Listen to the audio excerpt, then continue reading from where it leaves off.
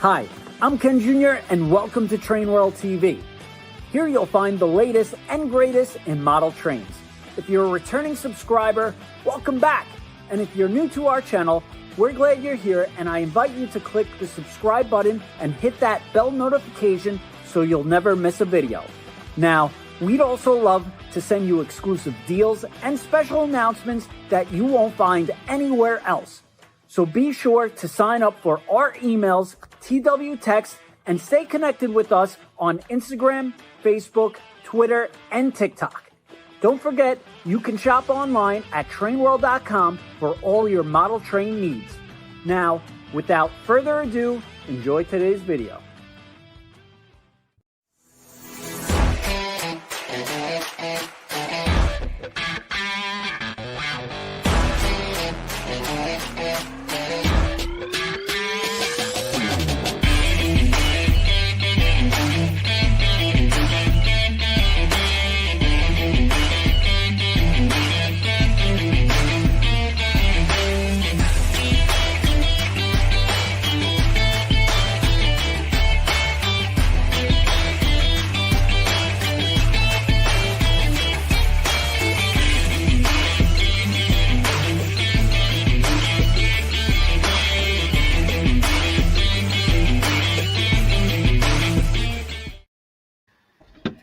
All right, and good evening, everybody, and welcome to Train World TV. And it feels like a monthly thing now.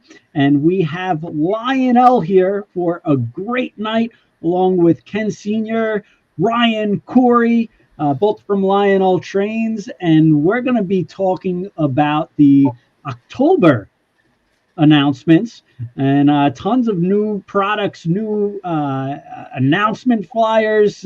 We just can't keep up. So why don't we go around the horn, introduce each other, and we'll start off there. Yeah. Hi, I'm Ken Bianco, one of the owners of Train World, and I want to thank everybody for joining in and watching. And this is our might be our last one before Christmas. Hopefully we can squeeze in another one before then. And we're going to go over the last catalog of the year from Lionel. That's a digital catalog. And there's some great stuff in there, like every other catalog. And we're going to tell you which are the best sellers right now. So we're going to pass you on to Lionel. And just thanks for joining in. Ryan, you want to kick it off? Sure. Everybody, Ryan from Lionel. Glad to be back on here with my favorite Kens. I'll also give our regards for everybody from Meghan. She wishes she could be here with us tonight, but Cori's going to help talk about her parts in the catalog. And yeah, just looking forward to going through October and some of the great things we have here. We've got about another week till orders are due and we get these POs over to the factory. So great time to start making your wish lists for Santa, and we'll help you out here with that tonight.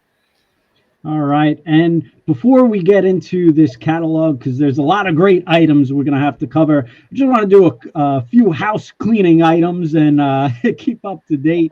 Now, Kenny, you forgot Cori. She's got to introduce herself. Oh, that's right. That's right. Ryan I'm sorry. did a really great job covering. No, my name's Cori Owens. Owens. I don't even know I'm using my old last name. My name's Cori. I'm joined by Ryan. I basically am a product manager at Lionel, and I'm also excited to talk about the product. And I'm also here with my favorite Kens. Thank you. I apologize about that, Cori. Ryan started talking about covering in for Meghan, and I got excited about Lionel Trains. So no worries. All right. So I guess the first topic, Ken Sr., you got this Christmas background where we're in the start of November, but it feels like Christmas. And what better way to kick off Christmas than a Lionel train set? Lionel is synonymous with Christmas. So I think you had a sample you just wanted to share.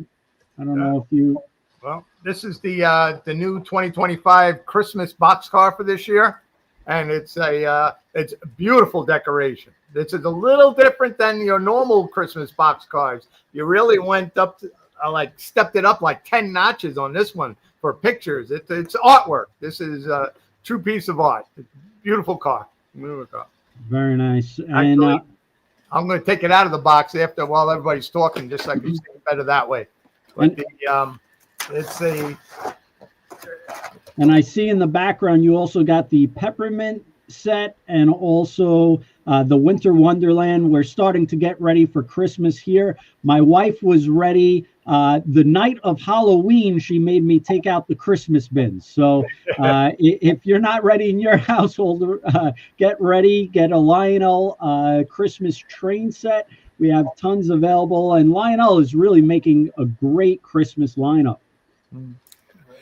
Yeah, the Christmas car turned out really well this year. It's one of my personal favorites that we've done since I've been here with us, and it's available in traditional O. We have a scale version as well, and also in American Flyer S gauge and HO also. So no matter what your scale, from HO on up, we've got you covered this year with the Christmas car, and it did really turn out nice.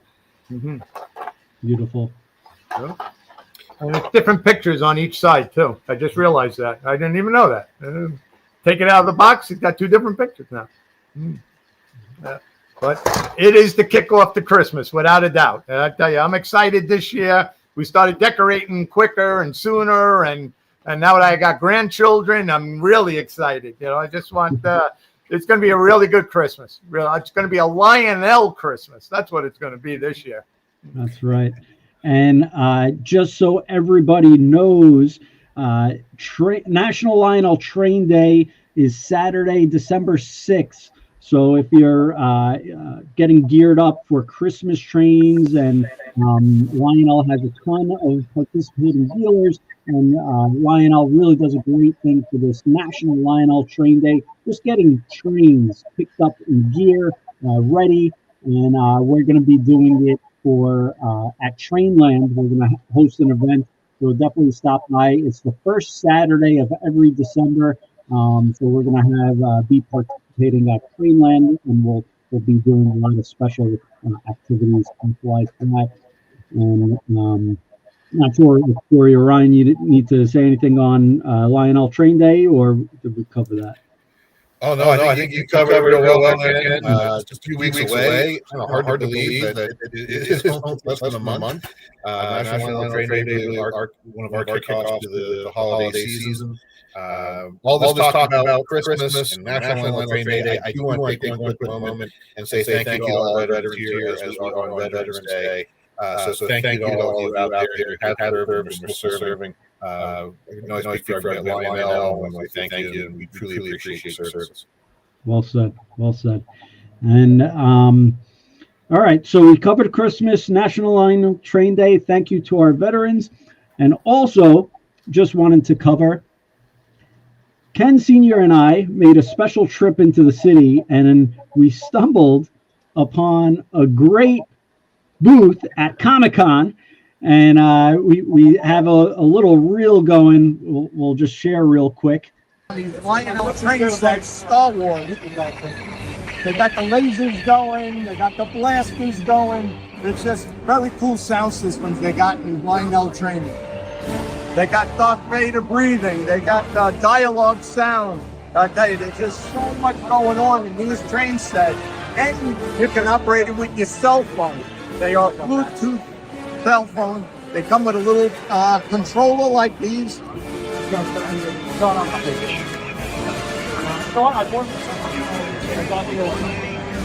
This stuff is amazing. It's just starting to ship now. And this particular car, the sabers light up from the electric pickups on the powered track. And we got the new starter sets coming out. They're just shipping them now for Christmas. But go to trainworld.com and pick up your latest Lionel train Star Wars and make it a great Christmas.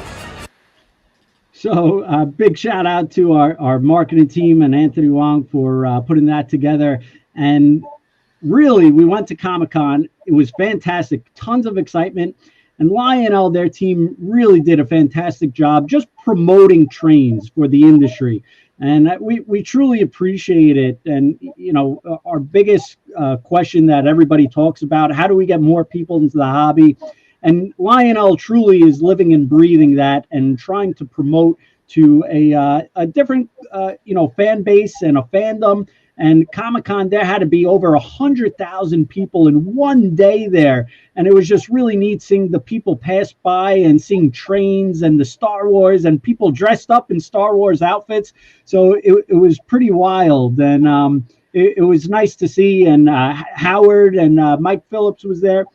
So it was a great to kind of see the Lionel team and participating in an event like that.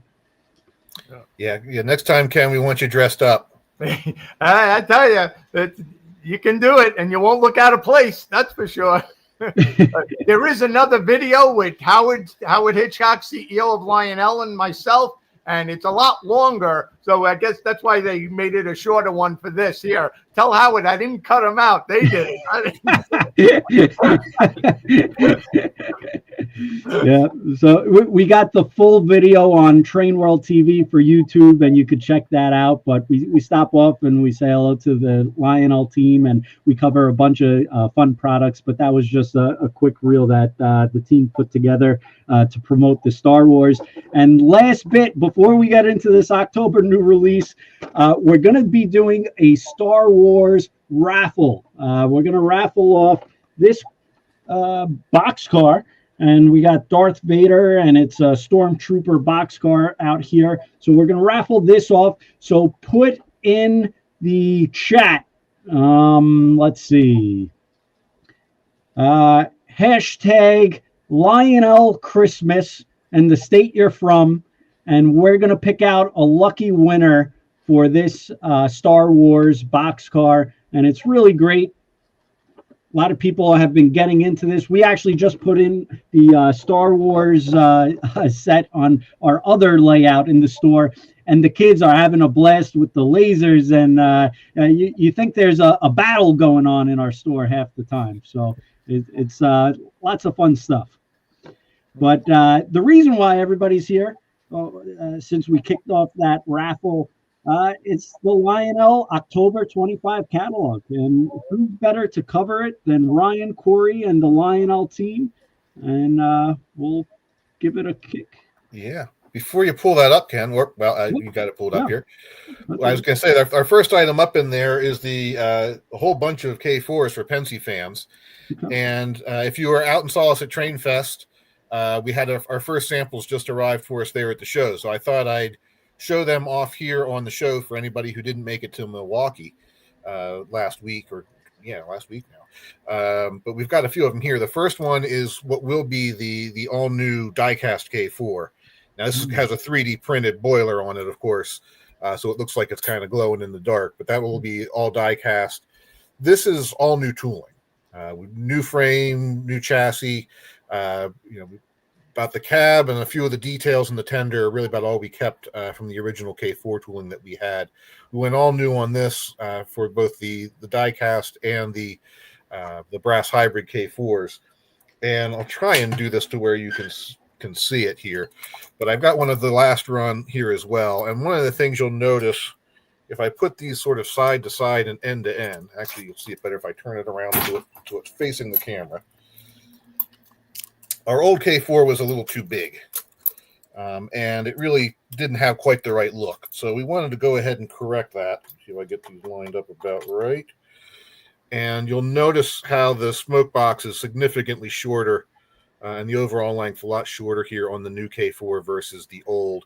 It just has that proper look. We took a good scale, foot and a half off of this thing to get it back down to where it should be. And that actually makes a pretty big difference when you're looking at it on your layout. In addition, of course, it gave us an all-new gearbox design, which solved some older issues there, and the ability to do a lot of other fun new detail variations and so forth. So a lot of new tooling in this engine. It's been a little while since we did the K4. We wanted to take some time and redo it right. So I think everyone's going to be really happy with this. Then we also have the brass hybrid variations. And we've got one of those girls here tonight as well. This is my personal favorite of the bunch, with the poppet valves, different valve gear from the die-cast version, the skirting, the front end throttle. So lots of great detail and brass and die-cast construction on these. So we'll talk a little bit more about these once we get into the catalog and you see the images of what they'll look like done. But little sneak peek of how these are going to look. If you bought one of the pilot versions, this is what you'll see, something very similar to this. And then all the great new details and features on these. Wholly redesigned engine, really turning out nice. So We're moving along through. We've got approved designs, and we'll be starting to cut the steel for the tooling here very soon. Awesome. And Marty was asking about the gearboxes. Got his answer. Yeah, new gearbox. Very nice. Beautiful stuff. I think that was a lot of people's, I guess, thought process when they saw the K4s, if it was going to be the same K4 or something different. And it seems like you guys are doing it completely different. So pretty neat. Yeah, and we've got quite a few in there to choose from. I've heard some people, and John was just talking the other day. He said, I got a guy who's trying to look at all the details. He wants to know what's different so he knows which one to get. I said, well, John, tell him it's a K4, not a K1. He can get multiples of them. You're not supposed to get one. You get at least 4, and then you'll be fine. That's the way it's supposed to work. That's right. And, so here we are, the K4 hybrids. Mm-hmm. So the hybrids are going to be more detail orientated, correct? Actually, they all have a high level of detail. Using the brass construction gave us the option to do some of these more unique variations of the K4s that haven't been done yet in O-gauge like this. Certainly not with this level of features and electronics and so forth that you get with a Lionel Legacy locomotive without having to cut all new boilers for these guys. So the Penske had 425 K4s, and I don't think any two of them were the same for very long in their career. And so we've captured a bunch of those different variations. The 3 brass hybrids are 3 of the more unique versions that were out there. The top center of the page, you see 1188. This one got a skyline casing, and then they lowered the headlight on the smoke box as well. This was done about 1938, 39, late 30s, early 40s. The Penske was going through this experimental period with the Ks. Did a number of different things to try with and lift the smoke, as well as trying other appliances and valve arrangements and so forth. And this was one of them that got the full skyline treatment. It was really meant as a smoke abatement method. Has sort of a Southern Pacific look to it, more of a Western style locomotive look to it. Really kind of cool looking. Still has the earlier style slat bar or hen coupe pilot with the class lights, marker lights on the pilot beam. But yeah, that top skyline casing really set that one apart. And then down below that, we've got 2 different variations here of the 5399, which is the one I just held up. This was probably the most extensively rebuilt of the K4s in this period. This was sent out to Lima, and they did the work on this. They put poppet valves on, front end throttle, and then also got this little bit of sort of semi-streamlining with the skirting over the running boards, which did a lot to change the look of the engine. This was done about 1939. So then over the war years, this engine was actually very successful. By the late 1940s, it had been modified a little bit and got the headlight and dynamo moved. The class lights also moved from the pilot. So we've done both the pre-war and post-war variations of this locomotive with deco to match, changes there as well to match. So same locomotive, 2 different time periods, some slight different detail modification differences there. But thanks to the success of this locomotive, this sort of paved the way for the poppet valves on the T1s that were coming down a few years later. So you have this engine to either thank or blame for the T1s, depending on your perspective there. But neat locomotive, in my opinion, one of the better looking K4s out of the whole group. A lot of fun details, a lot of nice variations in this, and fun to do it with the brass. Again, with this one, you have different valve gear as well, so you don't see the same amount of rods and things on this. It has different steam chests, different simplified valve gear arrangement with the poppet valves. So very cool. Just a couple of questions. These marker lights here, these are going to be operational? Those will be operational. Yep. Oh, very cool. And I don't think I've ever seen anyone do kind of like a smokestack like this detail, like as an actual box. Yeah, that's that's where the front end throttle was located. They moved the throttle valve up to the up into the smoke box. They thought it gave it a little bit better response time. because you shorten the length of the dry pipe. So a number of K4s got that, but this one was the only one that kind of got that and the poppets and the skirting and so forth. So you guys are really doing road number specific on these. These are very intense. much so. Even on the diecast versions, a lot of road number specific details. I think we got to show your library behind you, and it seems like you've covered all 425 Pennsylvania locomotives with that library you got. Yeah, there's a few books here. The floor is strained, but that's part of the fun of the job. And Craig's asking if you saved the torpedo variant for up your sleeve.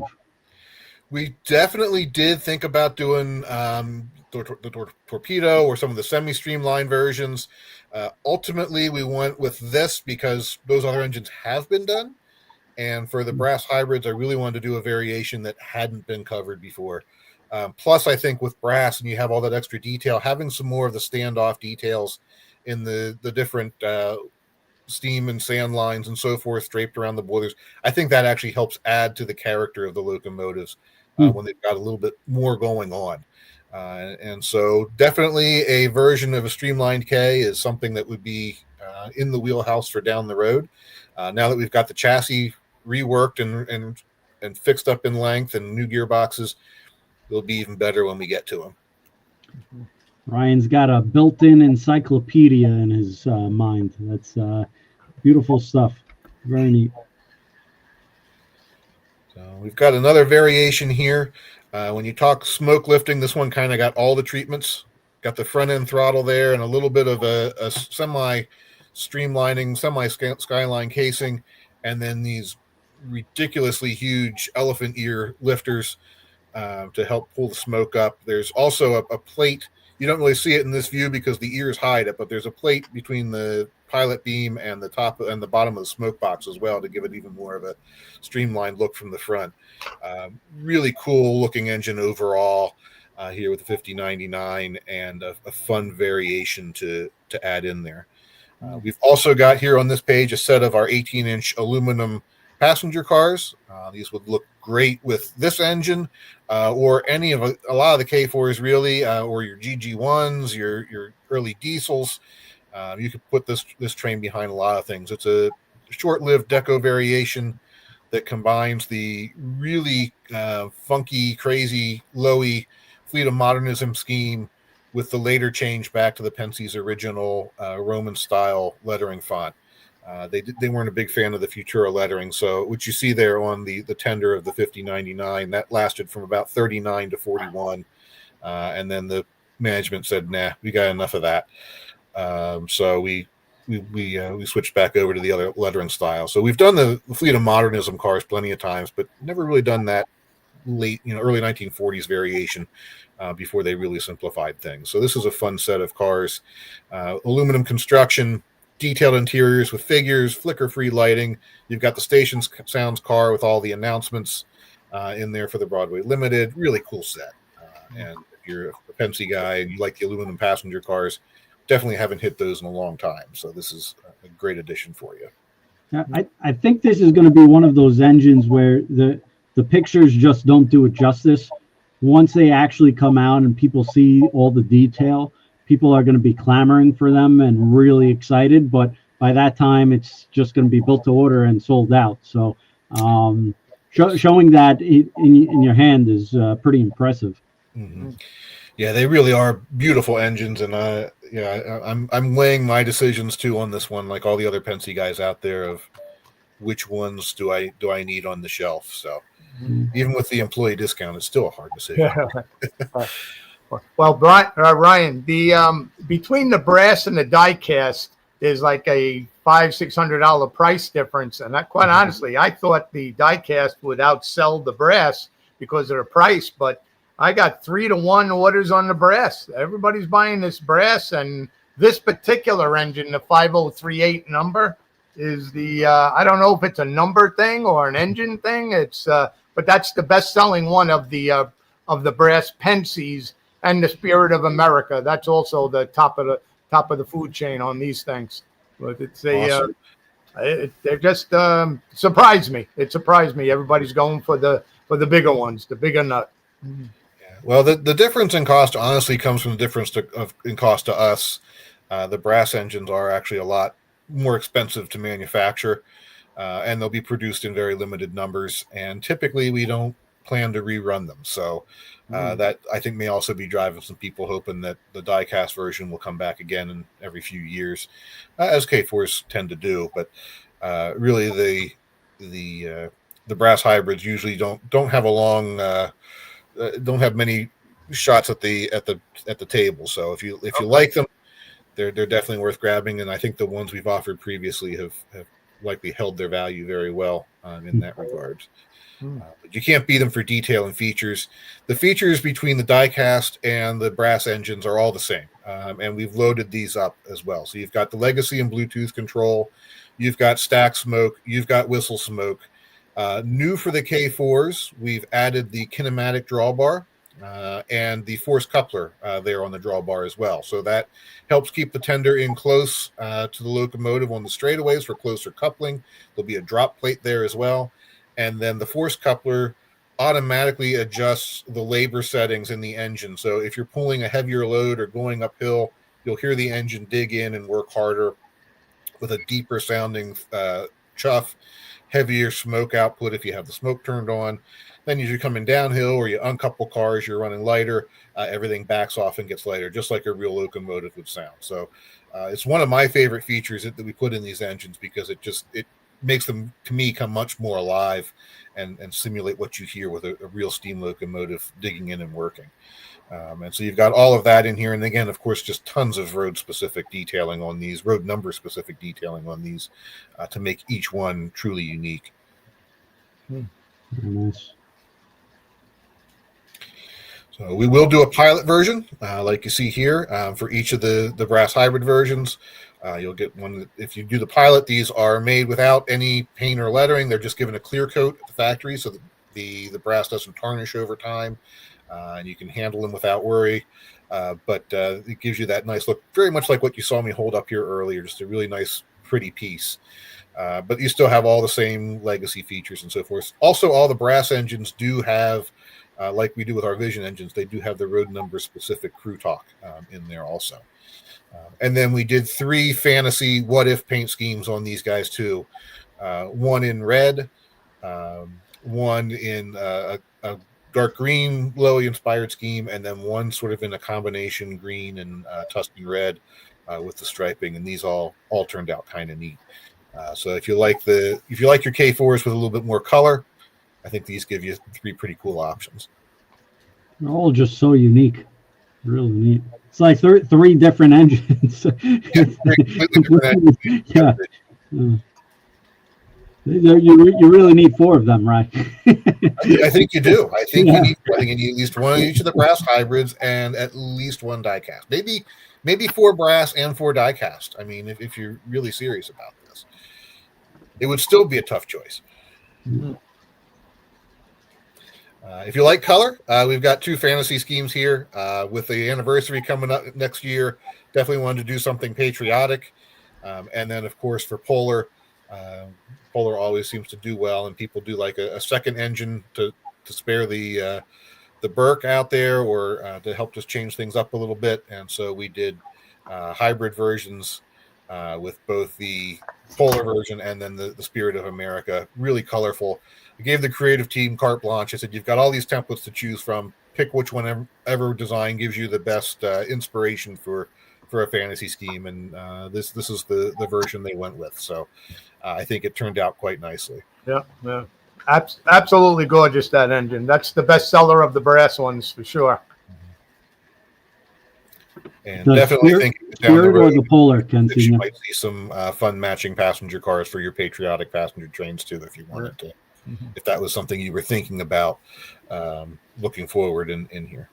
Monsignor, the Polar or the Spirit? The Spirit of America is the best seller of all the brass ones. Wow.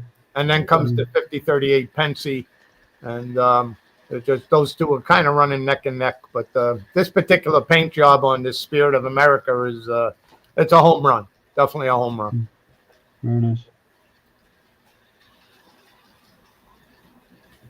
All right. Now we've got our die-cast versions. Quite a few of those here in the catalog as well. Starting off with the original 1737. Really, the locomotive that started it all off here for the Pensy. And with the new tooling, we did a lot of road number specific details here on the die-cast version. So this has, obviously you've got the earlier, smaller tender.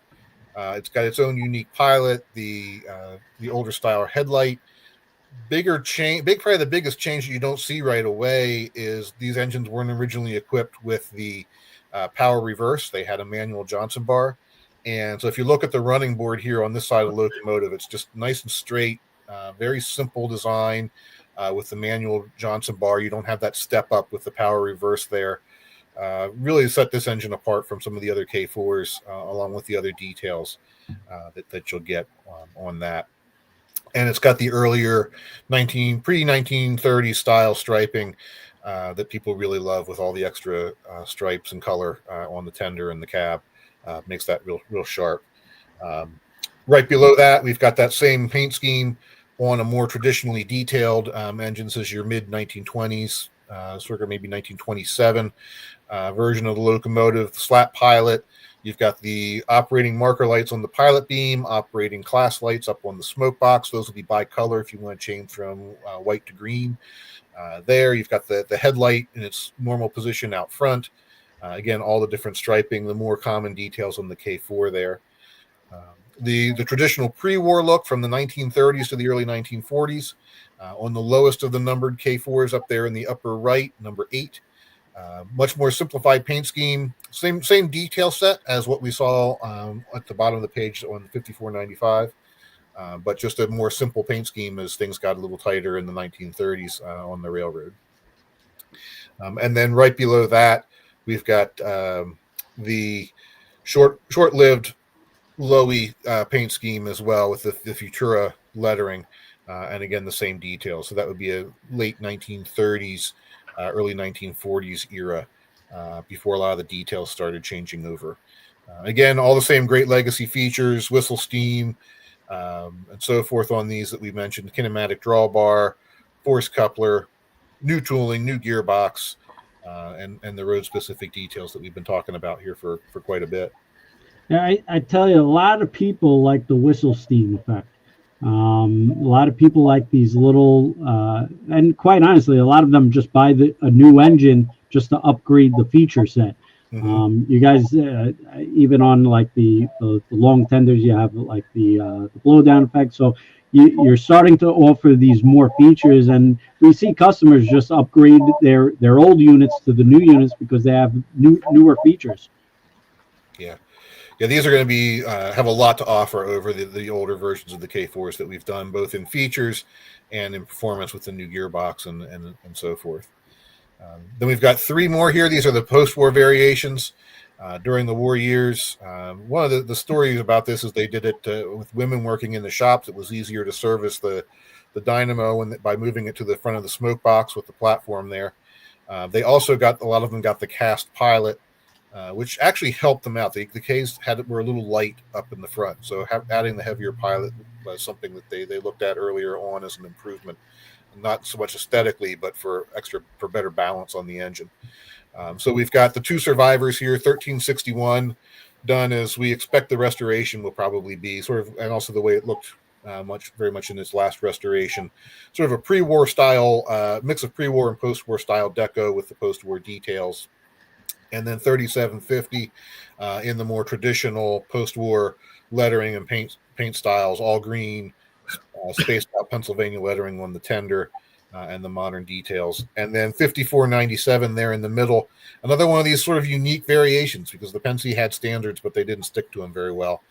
So you've got the front end, the modern front end with the smoke box details changed over, but still the original pilot, the original slat pilot on there.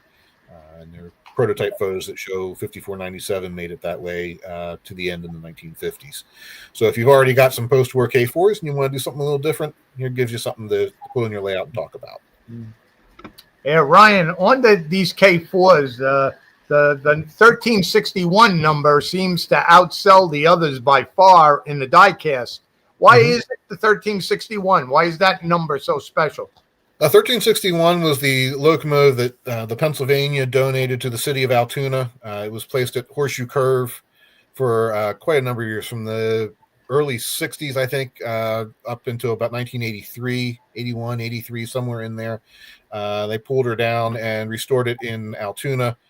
Ran for a few years in excursion service, had some mechanical issues, and it's been kind of a saga of preservation struggles and restoration struggles for the last 30 or so years, but making good progress now in the hands of the Railroaders Memorial Museum in Altoona, and hopefully in another year or two, perhaps we'll see her back in steam again. So they're definitely making some good progress with it, and look forward to seeing a Pennsy steam locomotive back in operation, hopefully out there on the main line one of these days. Okay. All right. Also, you mentioned. Is one of them green? Yeah, so they're all green. Pennsy painted their locomotives a very dark green, with black on the running gear or chassis and so forth. So they're all green. In the pre-war years, you had a little bit of the reds thrown in there as well. Okay. Both on the top of the tender and then the top of the cab, and then of course early on you had additional gold and they called it chocolate striping as well on the tenders, which really fancied them up. So they look black, but they have like a touch of green in it. Is that it? Yeah, it's the old adage was you took 5 gallons of black paint and threw in a teaspoon of green, and that's what got you the green tint. All right. But if you see it in the light, you can actually pick out the green pretty nicely on a Pennsy locomotive. Okay. All right, one more bit to beat up the Pennsy fans with here, and then we can shift to the West Coast guys. We've got the Pensy's Broadway Limited. If you're going to do K4s and you're going to do special trains, you got to do the Broadway. This is a sister to the 20th Century set that we put in Volume 1 this year, back in January. Those are on the water and on their way to us now. Very much the same concept. So you've got the Legacy K4. This has those early 1920s details. This is set up to be, I believe, the 1928 era Broadway Limited. The early details, the Broadway Limited nameplate on the smoke box, and then you've got 6 passenger cars, 4 of which have sounds. So you've got the combine right behind the engine. That held the smoking lounge on the train. So you had the sort of the men's club up at the front of the train. There was also a barber shop in there, a number of other amenities. We have a sleeper sounds Pullman that will give you sounds of the porters coming through, making up the berths, passengers by day and night. Station sounds dining car, again, meal services, conductor announcements, so forth. We've been doing those for quite some time. And another lounge sounds car in the observation, with a variety of sounds. This was more of a general public lounge. You had a secretary back there who could send messages out via telegram or by phone when they were in stations. Luxuriously appointed, so you'll have different sounds in both of the lounge cars as well.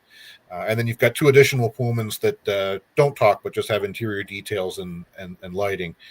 So you get this. You really have the whole passenger's experience from front of the train to the back.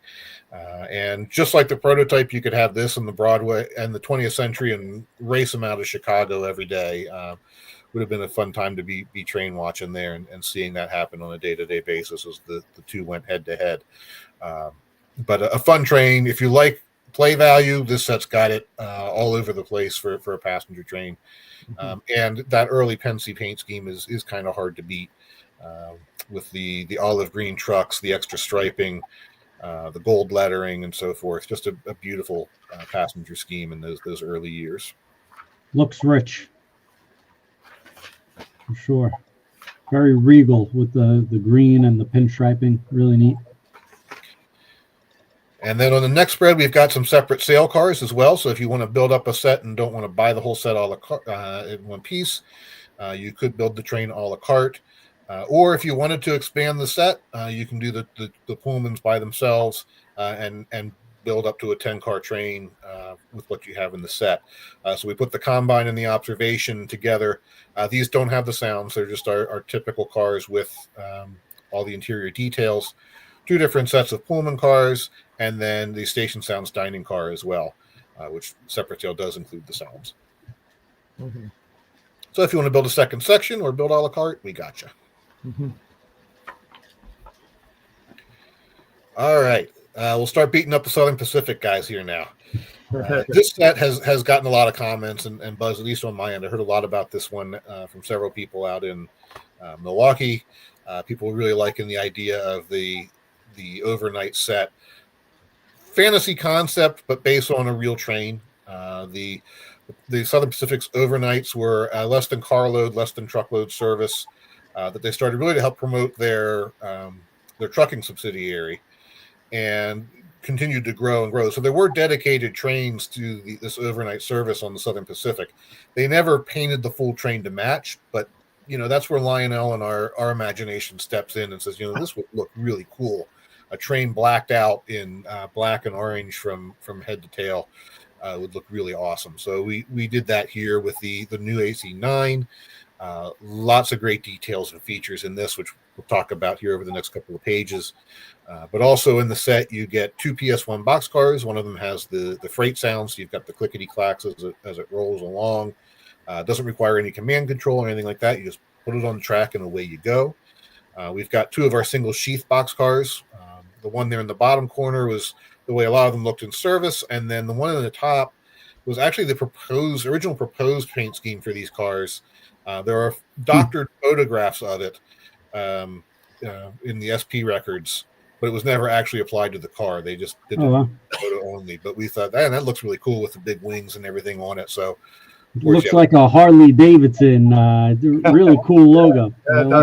That one would have been sharp. So we thought they should have done this, but so we did it. And then we took the trailers. We took that same concept and did the black and orange overnight trailers and flat car, and then a matching caboose. This is the Vision caboose here. So you've got crew dialogue, a variety of sounds, both moving and stopped here in the Vision caboose to bring up the rear of the train. And there are some additional outside brace boxcars later on in the catalog that carry the other early overnight paint scheme as well. So if you want to expand the set, you can easily do it. And of course, we've been doing those overnight scheme cars for a long time. So really easy to expand this set if you wanted to make a longer train, or just run it as sort of a midnight special type of a deal with a really cool look to it. Mm-hmm. All right, so the AC9, we've run this in the past. A lot of upgrades in this. Dave's an SP guy, so he was looking to cram in as much as we could. We got 3-speaker sound in here now for the first time. So you've got 2 speakers in the tender, 1 up in the smoke box, so you get that sort of stereo effect for the sounds that are played out of both. And then some sounds are more localized, so they come out of the right spot of the engine, which is really nice. We were able to add the force coupler and the kinematic drawbar to this one as well. Of course, you've got whistle steam on this also. The whistle on these is located on the side of that Skyline casing, like we talked about with the 1K4 there. It's on the opposite side, so you don't see it in any of these views. But what's kind of cool in this one is it's angled back at about a 45-degree angle. And the way the tubing is designed, it blasts out as an angle. So even though it's right next to the stack, it doesn't get lost in there the way it does on like the big boys and some of the other engines where the whistle and the stack are right side by side. You can really appreciate the whistle steam on this one. We've done 3 prototype variations and then 3 SP fantasy variations as well, the Daylight, the Golden State, and the Lark. For the first time, we're doing both coal and oil-fired versions of this. The coal-fired versions will have the original coal tenders, and then eventually they were converted to oil burners, and a lot of them, instead of just changing out the tender, they just got hand-me-down tenders from other engines. And so that's what we did there. We took our GS style tender and put it here with these locomotives for the oil-fired version. So we've done several different variations of each. So depending on your era and your preference with SP stuff, we got you covered. The first time you guys did the AC9, everybody went crazy for them. It was just, it's such a unique engine, really neat, and it's mean looking, like a mean looking engine. Yeah, everyone calls them the cab backwards, cab forward. So that's kind of where they are on these. Yeah. Also, the Western Pacific is doing the best out of the out of these AC9s, and then Halloween after that. But Western Pacific is very sharp, very sharp. That's kind of surprising to hear, but that's cool. Those are here on the next spread. We did 4 more fantasy schemes for people who just love this style of an engine without necessarily being an SP guy.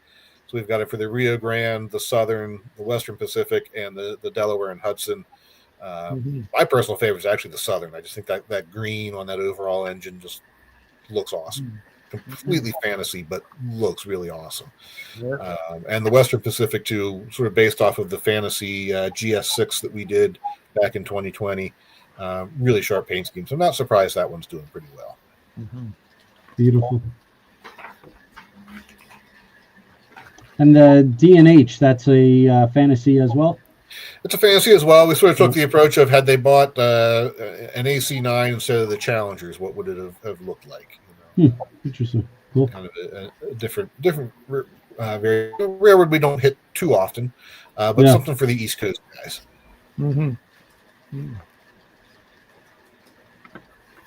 All right, on the freight car front here, kind of a fun one. Late 1940s, a lot of railroads were experimenting with aluminum car construction in the real world. And they did a number of more or less standard 40-foot boxcar designs with aluminum bodies. And so these will be plastic bodied cars, but we'll give them our simulated special finish that gives them that metallic look with a lot of different details. Depending on the prototype, you'll either have the friction bearing or roller bearing trucks. Most of them got sort of a standard paint scheme. They just applied it on an unpainted aluminum body. So this would have really stood out in a train of boxcar red 40-foot boxcars. 1 or 2 of these in there would really pop and give you an excuse to run something a little bit more colorful without being completely crazy. And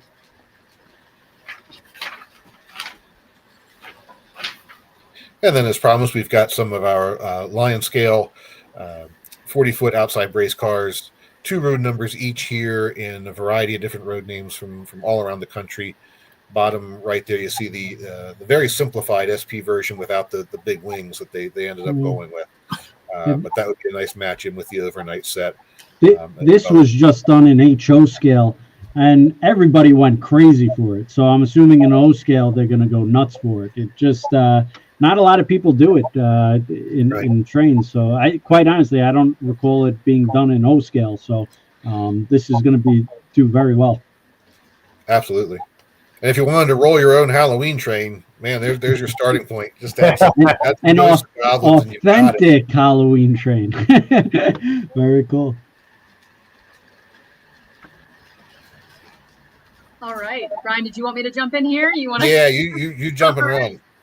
We need to get Ryan in train trivia somewhere. He would just absolutely dominate. But here we have our Lion Chief Plus 2.0 Jet RDCs, inspired by the Black Beetle of the 1960s with its famous 2B-36 bomber, jet engines attached to it. So, of course, we had been waiting to chomping at the bit to do this. But we also sort of imagined, what would this look like in a Santa Fe, a Penn scheme, a Christmas? And so we had a lot of fun bringing these paint schemes to life. But what's really cool about this is outside of just the standard LC Plus 2.0 features, which it's packed with, it also has a lighted rocket exhaust effect, and the effect intensifies based on how fast the actual RDC is moving. Oh, wow. That's cool. It's super cool. And so looking forward to, sharing more with everyone and then to really see this in person, because it's very neat. And then on the next page, actually, we went even further with some of our licenses. The Looney Tunes RDC inspired by the Southwest. We have a lot of fun with the Looney Tunes license internally, and more to come here as well. And then, of course, we're super excited about Star Wars. And so we created 2 Jet RDCs here that were actually inspired by the armor and helmets of the characters, the Mandalorian and Boba Fett. So, as you can see on the very end, it sort of recreates the look of the helmet. And of course, awesome. Boba Fett here has been through it with all the different scratches and weathering. But additionally, these will have sound effects that are authentic to Star Wars. We've had such a great reasons, but it has roof print, which actually simulates the canopy of Andor, with the trees on the top, and of course, scenes from the film. It celebrates the beloved and unique characters, the Ewoks, and I just think it will make a great addition to anyone's layout. And this one is actually printed and assembled in the good old USA. So lots of good stuff to come with Star Wars. Now, Ken Senior, which ones I guess got the highest rev on that lighting effect that Cori was talking about? well, before we get into that, I gotta tell you, Ryan, Cori, and Meghan kissed your butt on this brochure, because these jet engines are the number one thing in the whole brochure, outselling everything. It's just everybody, even guys that want legacy stuff only, are buying. That doesn't bother me at all. These are awesome. Cori, do you lock your door where nobody can see what you're doing or anything like that? So, So I got to give a lot of Meghan credit to Meghan on this. This is like one of her babies. And I had actually done some RDCs a couple of years ago. We brought them to the market, but it just turns out if you strap rockets onto just about anything, it does well. So that's what I'm hearing. Ryan, put that down. We're just going to put rockets on. More rockets. The next show, Ryan's going to come out with a Rocket K4. He's got a one-up Cori and Meghan. Now, somebody told me that the New York Central, this was an actual, they actually made this or something? This is a prototypical look here that you're seeing, which is what inspired us to actually go further and bring the others to life. Right. I tell you, surprisingly, there were issues. I don't know. We need to go much further than that. But yeah, there were issues with this. It didn't quite catch on. But the New York Central one is prototypically based. Wow. Ken, I was talking to a mutual friend today. He said that you had convinced him he needed one of these, so he was getting this instead of his bass guitar. I said, well, hey, bass guitars are cool, but they're not rocket train cool, right? You gotta have the rocket train. Now we truly got a rocket man. Now, Ken Senior, which paint scheme are they picking? Well, New York Central is outselling all of them, but the guys are buying one of each. They just they gotta have it. The last time that Lionel made these, it was like, in the beginning, people said, I'm not buying that. And then all of a sudden it disappeared. Everybody was calling for it. They wanted it. It was the coolest thing on the track. It was like just something from outer space, that type of thing. So, but New York Central, then Looney Tunes and Santa Fe, and it's and the Star Wars, of course. It just anything Star Wars is selling. Anything. All right. Now the high-end legacy guys want to scale RDC with the chat. Imagine what we could do with this legacy. Yeah, Dave should be afraid. Wow, very cool. Yeah, very cool. Yeah, actually, the Boba Fett one is really neat. That's a cool paint scheme. A couple of guys were asking if you're going to make a color catalog with this stuff, but I don't think you are. So Train World made up their own color flyer with all the digital, the 4 brochures actually of digital announcements. So we'll have that in about a week. So if you come in the store, we'll give you one, or if you want it mailed to you, we can mail it to you, or we put in with the old gauge order, the color flyer, so you can have a better idea what they're going to look like. I tell you, every time I print the digital flyer out from my printer, either I never got enough ink in it or it never looks so crystal clear. It's like, need to do these in color, these flyers. Well, my last Train World shipment came with some really nice flyers in there too. So I appreciate what you guys are doing with that. It definitely keeps us coming back for more. This one was digital only. This is the last of the 3 digital editions here for the second half of 2025. Just as a reminder to everybody, the next catalog in January, there will be a print version of that back in the market again. So for the fans of printed magazines and catalogs, no fear. There's one coming in January. And Ryan and Cori, is there a power coupler on these, or I'm assuming just rear coupler standard? is an electric coupler on there, if I remember incorrectly. Yes, if I recall it correctly, yes. Yeah, rear electric coupler. Yes. Electric. Okay. Yeah, Ryan, you say you got an order from us. I hope you get our emails and use a code word. All right. I'm assuming it's something Conrail related, or Pensy, I guess. Conrail or Pensy. Yeah, it's usually blue. All right. All right, we got some conventional bump and go trolleys here. We are all, I'm sure, getting excited about America's 250 coming up next year. Lots of fun to be had. But here we're giving some subtle nods to America in this celebration. Up top, our St. Louis and Merrimack U.S. mail trolley. Trolleys in general just had so many uses, and especially in the early 1900s, it was just a more efficient way to carry cargo, among many things. So it was fun to kind of go with a more prototypical look that would reflect an actual U.S. mail trolley you would have seen on the rails at that time.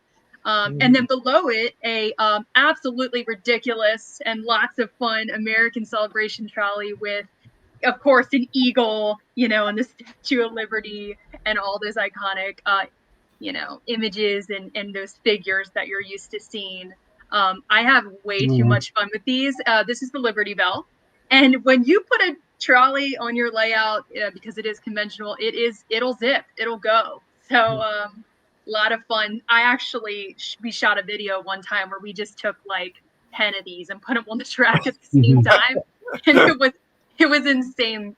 But it was fun. So again, just as we lead up to America's 250, giving some subtle love and nods to it. And that's why these shows are so great. Like I totally missed like the actual figures. You got Abraham Lincoln, the Statue of Liberty service members. So you miss those details. And even just talking about the exhaust on the RDC jet. That's why, bringing on the experts, both Ryan and Cori, it's nice to have you both just go over these finer details on everything and the thought process behind it. And these, of course, come with the standard interior warm white lighting. So they do illuminate, which is nice. And sharp left turn into Area 51 world, which continues to be a huge fan favorite. We always wonder, like, what should we do next? And then we look back at our tooling and we find a piece like this that in and of itself, this Lion Chief engine looks alien. And so we've had a lot of fun here. Of course, it comes with your standard Lion Chief features. But what's really cool is it actually has an underglow effect, which I think is really neat. It is that signature Area 51 green that we use across the line for consistency. The underglow is actually purple on the engine. This actually, the green on it, I know it can appear as if it is like glow in the dark. It is not glow in the dark, unfortunately, but it is bright enough. You could probably see it in the dark, to be quite honest with you. And I know it's going to have some great sounds and dialogue to it, which of course will enhance the effect. And it does. We are offering an add-on coach car as well to tie back to it. So I can't think of a Lion Chief engine that is more fun in the most ridiculous way than this one. And I love every minute of it. Well, this is definitely the second bestseller in the whole brochure. This and the coach. And That's awesome. It's I think a lot of these high-end legacy guys are realizing they got to go Lion Chief 2.0 on some of this stuff. It's just fun. It's just fun stuff you guys are making. Very good.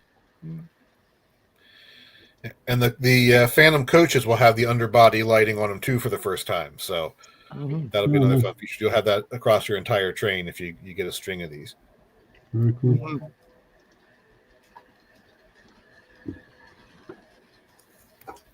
All right, so here's where I miss Meghan, our queen of Halloween. We've got a whole host of Halloween items here in the October edition. These of course will all deliver in plenty of time for next year's Halloween. It's hard to believe we're already past it for this year, but starting off with some of our scale offerings, we've got the AC9. It's got one of those faces that just looks like it needed to have a Halloween version done up for it. So we did that here with this one. Same great features as the other legacies that we've talked about earlier. And then a nice assortment of 7 different aluminum passenger cars. These will go great with the AC9. These could also go really well with the Commodore Vanderbilt Halloween locomotive that we put in Volume 1. And I saw some questions earlier in the chat. Those are on their way. They will be here by the end of the month. So the Commodores and the standard Hudsons, Vision Hudsons, the Commodore should actually get here first, and then a couple weeks later, the other Vision Hudsons. So brace yourselves for those. But if you're looking for some matching passenger cars, we've got you covered here. Again, interior details and figures, and these cars, not the locomotive here, but these cars do have the matching glow in the dark effect with the Hudson that we did earlier in the year. So multiple colors that light up in the night. Really, really a neat looking train. Mm-hmm. Well, Ryan, you mentioned the Hudsons are coming. I'll tell you, there are so many sold on those Hudsons. I hope they get here. I tell you, it's just the demand for those for the 125-year anniversary of Lionel. These Hudsons are like the number one thing for the year, without a doubt. And it's I don't think there's going to be, even though you made a lot of them, I don't think there's going to be enough. I just don't think so. Well, I hope so, because we'll gives us a chance to run them again down the road. But yeah, it was the perfect year to do the Hudsons again, and the numbers on those were truly outstanding, which is why they're taking a little longer to build them and get them here. But they will definitely be here in time to be under Christmas trees this year. So very excited for that for everybody. Oh, good job on that. Get your back brace ready, Ken. You're going to be unloading a lot of trailers. They're not light. All right, awesome. Great. Ryan, did you want to jump in here? I can jump in and talk about this one if you like. Yeah, go for it. Okay, awesome. Go for it. I'm actually a huge fan. I feel like Meghan can hear me right now talking about this, because if there were this is one of my favorite sets we've ever done. And it's because the take on Halloween it's slightly more subtle. It's like the dark, spooky, yet somehow really classy purple that was pulled off, and the window shades and the silhouettes in there. And it's got a great 460 logo. It's got Halloween sounds. It has actually a flickering lights and sounds in one of the passenger cars to just absolutely enhance that. And if you really want to grow your consist, it even comes with an add-on passenger coach. So the Lunar Limited line teeth is highly recommended. It's so much different than anything I think we've done yet. And I really do think it'll be a big hit. And I remember seeing it on her screen as it was coming together, and I was like, what is that? And she's like, oh, this is good. This is a good one. So very cool. And this comes with track and transformer? So this comes with, yep. Brian, do you want to expand there? Yeah, ready to run set, track, transformer, power pack, remote, the whole 9 yards, all ready to run. 40 by 60 oval of track. And quite honestly, it looks so nice. It looks like a high-end premium set. So now you get track transformers. That's a bonus. Yeah, absolutely. And then also here, a couple other fun additions: a Fast Fright Halloween transport car. It has simulated boxes in the windows with some nods to some of the other products we've actually done in the Halloween line, particularly like ELX. And so the idea is that each piece you ever purchase from us all kind of works together into this ultimate world of Halloween, right? And then we have the cauldron over here, the Witch's Cauldron. It's illuminated. It's a Halloween hopper, and it actually has this. Yeah, it has an LED illuminated interior load, so that green load there is actually going to glow. And if you've ever seen these in person, it's not like a subtle glow. It really pops nicely. So it achieves the effect for sure. A lot of fun. Yeah, they did that. I think the Lex Luthor, and people loved that effect. They really went crazy for it. Yeah, more illuminated hoppers to come for sure, especially in the license space when we can have a little bit little bit more creative liberty in that sense. So. Mm-hmm. All right. Yeah, revisiting the bump and go trolley here for a second. Most people may or may not know that these trolleys were actually also used to carry loved ones to their final destination at the grave site. Definitely more efficient and dignified in a world at the time that was filled with bustling streets and even horses pulling carriages, and just a really cool way to honor something in both a semi prototypical way with some nods even with the number on and some of the finer details on the trolley, but also kind of enhancing it a bit, making it a little bit spooky with even the name Charon and the Greek mythology behind that name. And so it really cool to be able to bring a piece like this to the forefront. This was actually something I got to give some love to Ryan on. He had the idea. And so this is something he's definitely gotten to speak into, and I think it came out really great. Ryan, is there anything you wanted to say about this one? No, I think you covered it really well. I mean, you know me, I like these obscure little bits and pieces of out of the corner pocket of railroad history, and funeral trolleys sort of fits into that niche. So the creative team did a really good job taking from prototypical inspiration and bringing the theme home. It sits here nicely in the Halloween section, but could be Halloween, could be any time of the year if you as a more prototypical modeler even. So neat backstory on them, and just fun to finally see this one come in. That's right. Just below that, we have the Witching Yard Operating Broom Factory. Kind of more of a medieval spooky factory look here. Logs go in one side and witches' brooms come out the other, nice and packaged, ready to go. And a subtle detail some people don't notice is the actual green with the witch's hat on top at the very yep, there you go, right there at the top, the witch's hat. Just little subtle nods here and there. This is plug, expand, play, and it has a powerful maintenance-free motor. It's got looping sounds, stall action in the interior, a lot of fun, and really a nice addition.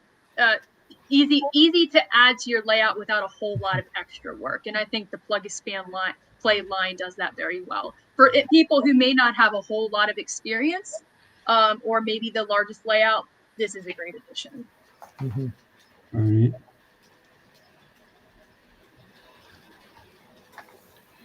All right, we'll throw in two more quick Halloween scale items here. Our Transylvania TOFC car. The team had a lot of fun with this one, with our fly-by-night company here with the Transylvania trailers. It's a road name we've had lots of requests to bring back in the Halloween line as well. So you've got the two trailers on the diecast flat car, real wood deck, really nice high-end scale car with just the fun Halloween theme here to mix in. And then also our Whispering Rails CA1 caboose as well. This one has the LED interior lighting, really nice car overall. Just again, something nice to bring up the rear of your growing Halloween scale freight consists. Mm-hmm. Anything glow in the dark on either car? I think that we talked about it potentially for the caboose, but I don't have it listed here as that. Okay. Mm-hmm. Okay. All right. Last but certainly not least, and something we are all very excited about internally, is the fact that we are bringing age-show scale boxcars into our in-house and doing production here in the good old USA here with it printed in assembly. The frames, the trucks, the couplers are metal.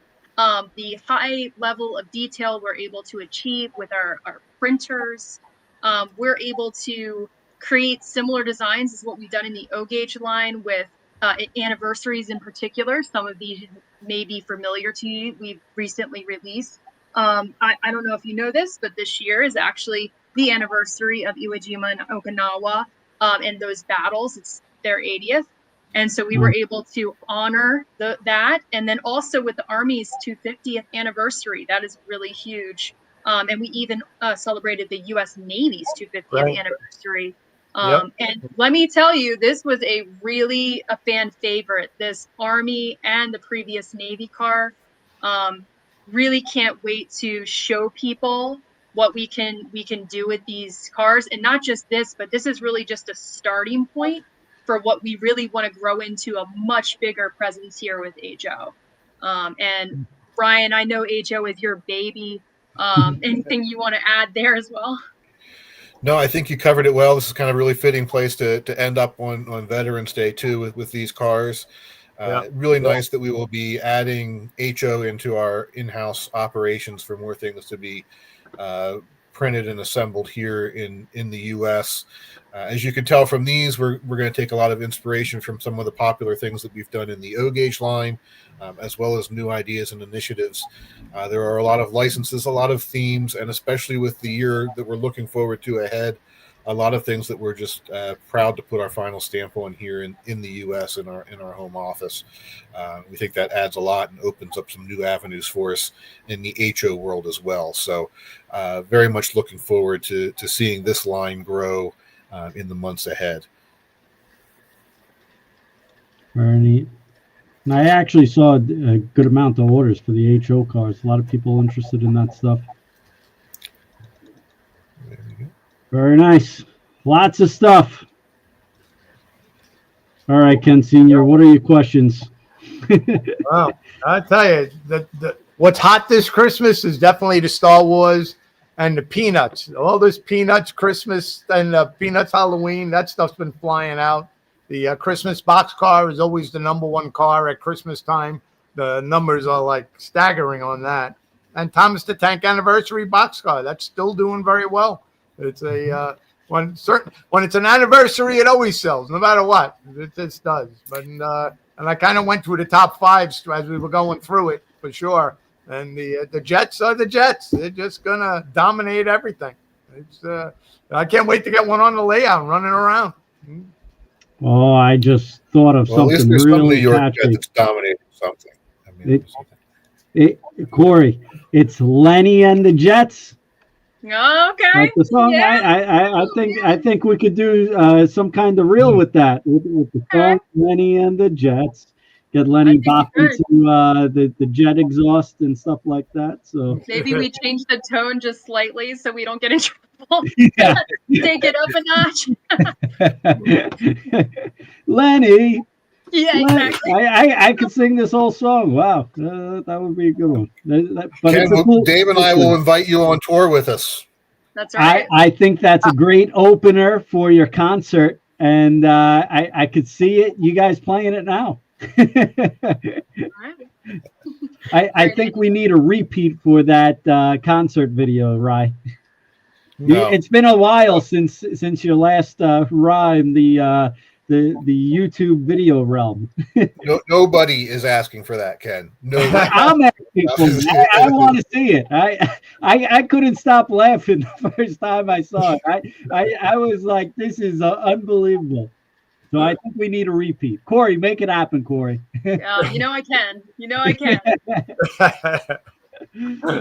Very good. Well, don't forget, everybody, if you haven't signed up for the raffle, put in the chat hashtag Lionel Christmas and the state you're from. We're going to pick out a winner for this beautiful Lionel Star Wars Stormtrooper boxcar. But tons of great stuff in this catalog. And again, there's been, I think, 3 or 4 brochures now. Is it 4? 4 brochures. Four brochures we're up to. So make sure you head to trainworld.com and check out all these awesome catalogs, or the Lionel post their flyers as well. But we list all the products. Make sure you head there.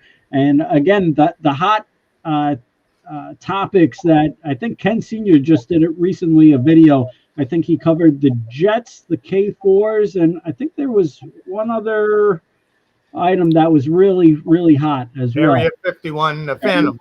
Oh, okay. Interesting. Yep. So the Phantom Area 51. So that was like the hot top 3s that Ken Sr. pointed out and highlighted. So that was a pretty cool topic on that. And anything else, Ryan and Cori, that you wanted to cover for this?